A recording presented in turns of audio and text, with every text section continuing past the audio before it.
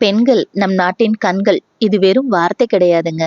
குடும்பம்னு எடுத்துக்கிட்டிங்கன்னா, கணவர், குழந்தை, சுற்றார், உறவினர் அப்படின்னு எல்லாரையும் அரவணைச்சு அந்த குடும்பத்தை அழகா கொண்டு போவாங்க பெண்கள். இதுவே அலுவலகம்னு எடுத்துக்கோங்களேன். தான் எடுத்துக்கிட்ட துறை எதுவா இருந்தாலும் அதுல செவ்வனே வேலை செஞ்சு அந்த துறையையே உயர்த்துவாங்க பெண்கள். இந்த கதையில சுஷீலா அப்படிங்கிற ஒரு பொண்ணு வேலைக்கும் போறாங்க, குடும்பத்தையும் பாத்துக்கிறாங்க. எப்படி குடும்பத்தை ஒரு நல்ல நிலைக்கு கொண்டு வராங்க, வேலையில எப்படி செவ்வனே செஞ்சு வெற்றி பெறாங்க, இததான் நம்ம இந்த கதைக்குள்ள பார்க்க போறோம். வாங்க கதைக்குள்ள போகலாம்.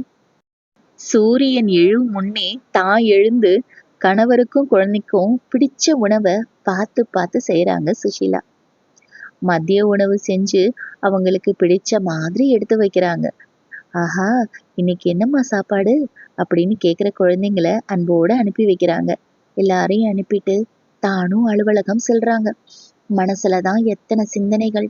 இன்னைக்கு வேலையை நல்லபடியா முடிக்கணும், குழந்தைங்க பள்ளிக்கூடத்துல நல்லா படிக்கணும், கணவர் பத்திரமா போயிட்டு வரணும், நம்மளோட முடிக்காத டார்கெட்டை இன்னைக்கு எவ்வளவு தாமதமானாலும் இருந்து முடிச்சுட்டு தான் போகணும் அப்படின்னு இருந்து அதை முடிச்சுட்டு ரொம்ப சோர்ந்து போய் வீட்டுக்கு வராங்க. சோர்ந்து வந்த சுஷீலாவுக்கு அவங்க குழந்தைங்களோட அரவணைப்பு தான் பெரிய ஆறுதல். அதிக நேரம் தான் வீட்டுல இல்லாததுனால தன் குழந்தைங்க கைபேசிக்கு அடிமையானதை நினைச்சு சுஷீலா ரொம்ப வருத்தப்பட்டாங்க.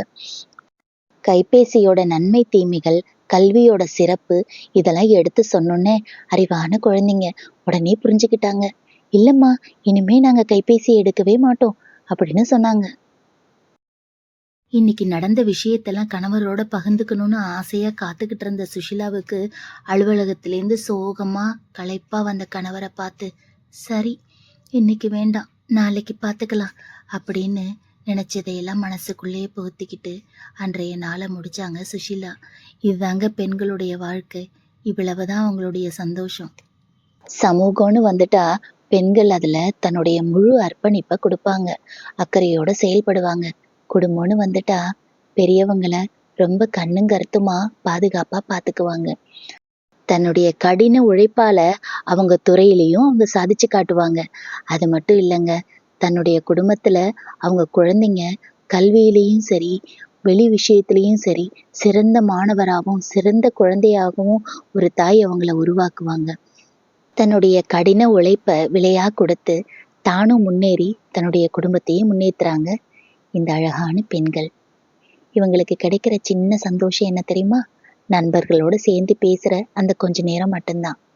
என்ன ஆண் குழந்தைகளே, இந்த வீடியோவை பார்க்குற ஒவ்வொரு ஆண் குழந்தையும் பெண்களுக்கு இந்த சமூகத்துல என்ன பங்குங்கிறத புரிஞ்சுக்கணும், அவங்களுக்கு மரியாதை கொடுக்க கத்துக்கணும். பெண்கள் நம் நாட்டின் கண்கள், அனைவரையும் வழிநடத்துவாங்க இந்த அழகிய பெண்கள். இந்த வீடியோ பிடிச்சிருந்தா லைக் பண்ணுங்க, ஷேர் பண்ணுங்க, சப்ஸ்கிரைப் பண்ணுங்க. மீண்டும் அடுத்த கதையில நம்ம சந்திப்போமா?